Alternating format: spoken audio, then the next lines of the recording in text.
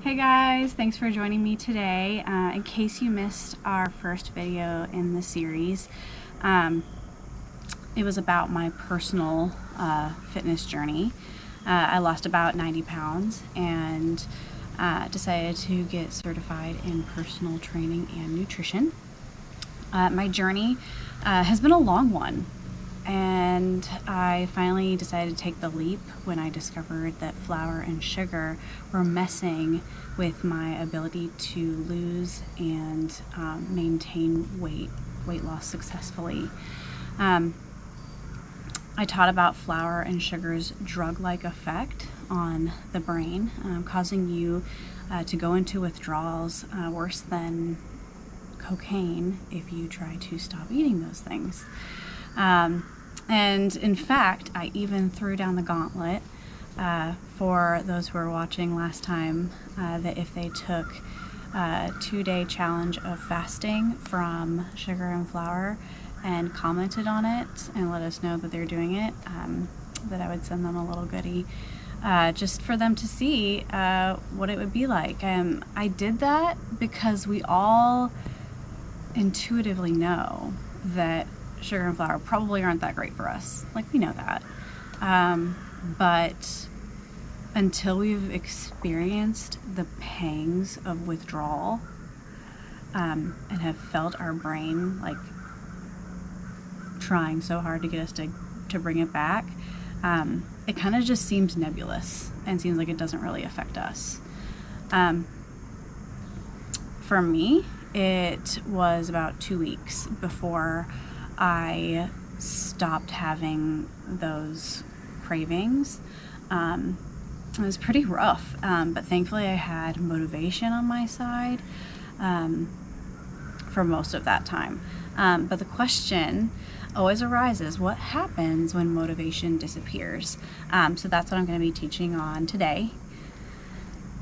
So I want you guys to think about a time when you started something new and you have that adrenaline rush, kind of like a starter pistol that just fired and you're off to the races.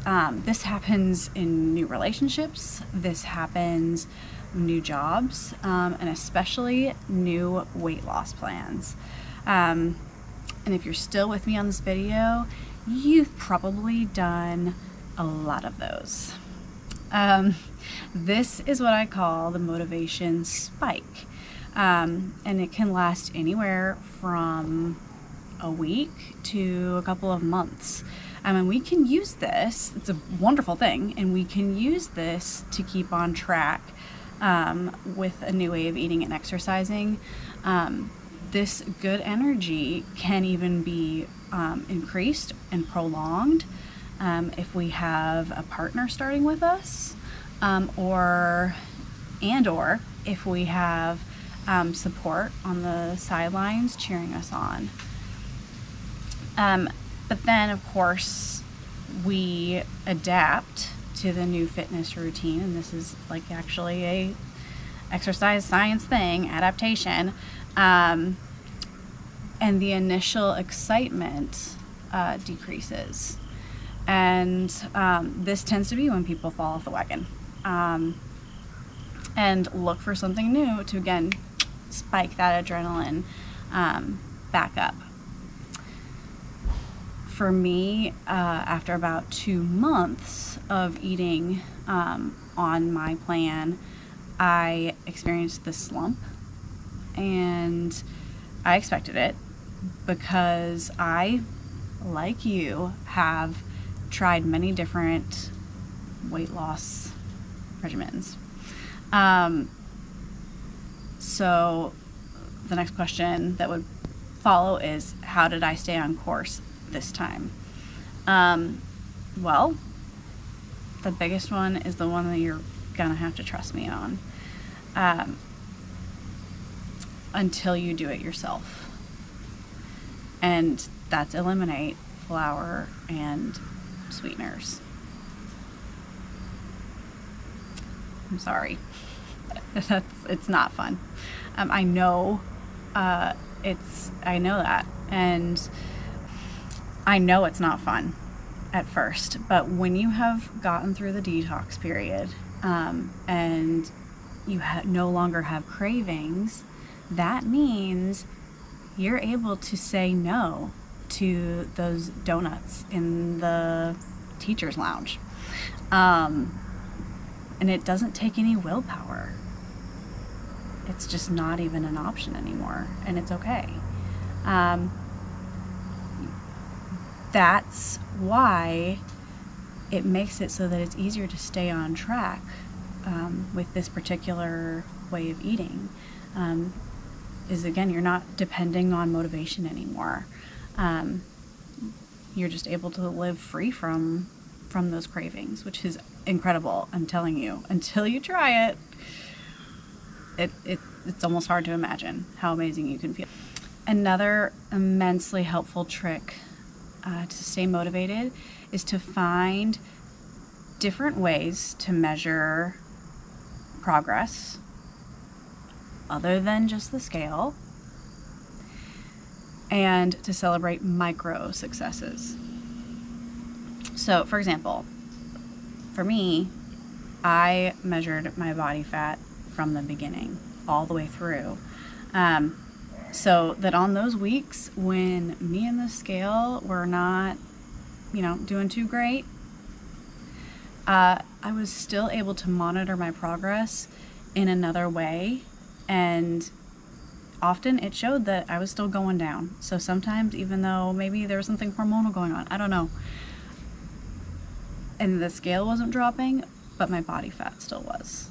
And that was incredibly helpful. And it helped me not lose hope.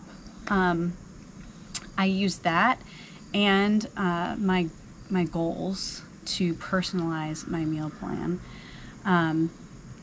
and exercise regimen. So I'm going to tell you right now, get body fat calipers. I'm telling you, they're going to help so much.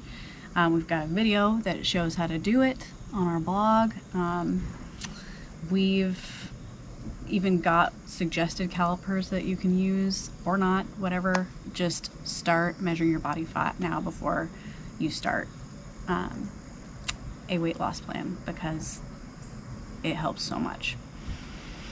All right, another thing is I would also measure my mental state with food, and I would keep track of that. And that's kind of where I'm talking about the micro successes, is kind of on a daily basis, kind of looking at, okay, on a scale of food neutral to food obsessed, where am I today? And so even if the physical measurements didn't change, I still could celebrate that I was completely food neutral and that I wasn't binging every night in the RV. And I had enough mental space to start my own business. I mean,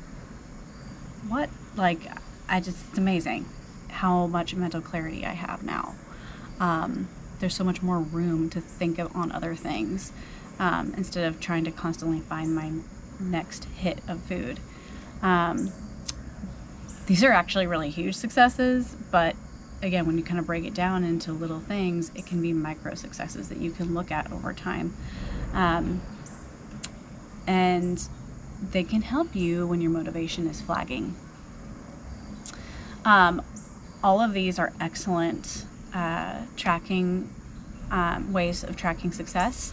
And there's so much more that I can go into, but I don't have time. And those are excellent tools for staying on track, staying motivated and excited during your health journey. I also found just the right balance of home, work, and fitness, so that I didn't lose steam trying to manage it all. Because again, that's another, when I mentor women through their weight loss, and one of the big things that comes up is they haven't really taken the time to look at how to fit everything together. And so that's another way that they fall off the wagon. So I will go into this way more in depth in a later vlog, and in some training videos. But basically, I took a good look at my life and my schedule, because we all have the same 24 hours. So I can't like tack on extra time anywhere. And so I had to be super intentional. So I literally had to go and like write it down. Because often we say, oh, I don't have enough time for that. But if we don't really look at it, and be willing to make changes, then nothing's gonna change. You know, you're gonna keep getting what you're getting. So here's my deal. For those of you who don't know me, I'm an elementary and special ed teacher. I'm a wife. I'm a mom of 4. And we're actually still in the midst of adopting one of those kiddos. So I'm more than a little busy. I just am. So I realized that nighttime was just not gonna work for me. That was sacred for friends and family. So I realized I'm gonna have to carve out time in the mornings, before I would normally wake up for work, and develop a habit of rising early and working on my fitness goals and my spiritual health. And now it's a routine that doesn't impinge on any other areas of my life. I used to say the words, this is going on a tiny tangent, but I used to say the words, I'm not a morning person. We hear people say that all the time. And there's something I really want to get into about that, because that is such a limiting thing to say. I limited myself by saying it and believing it. But just like anything, when you want to start a new habit, it takes a learning curve. But you can do it if you choose to, even if you're a self-proclaimed non-morning person. Again, I have so much I want to say on this particular topic, on the topic of what we call limiting beliefs. But I don't have time, so I will say it in later vlogs, so keep an eye out for that. I'm gonna write it in with that topic. So now, here's the deal. That just worked for me. You might be different. And you might have a completely different routine than me. And so in order to stay happy and balanced, take a look realistically at your schedule. Write it down, like I said, and see how you can incorporate fitness into your schedule and into your life. So what I mean by fitness in particular is that looks like meal prep time. That looks like exercise time, like including do I have access to a gym? Can I work out at home? What does that look like? And also even meditation. Do you have time for that? That's kind of a health goal. And eventually I'll come out with a habits stack for you to look at, just kind of like a sample of what I do, so that you can see how I personally balance my life. So keep an eye out for that. Okay, so I'm going to transition a little bit. I want you to imagine with me the transformation that you can have if you can harness these skills to attain your fitness goals and to stay there.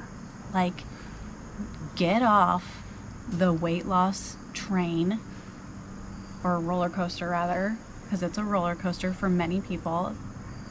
Get off that roller coaster and live your life in the body that you want.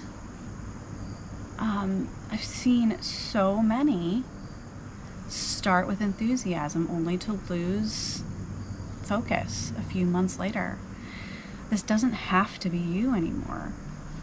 I know, because I've been there. I have been there. I don't have magical weight loss powers. I've just been down that road more times than I can count. And I've learned lessons that I'm desperate to get out to you.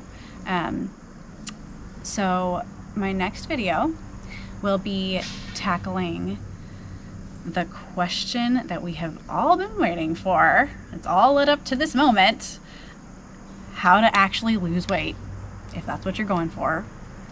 And even more importantly, how to stay in your happy sized body, because everybody has kind of their own idea of like what looks good for them.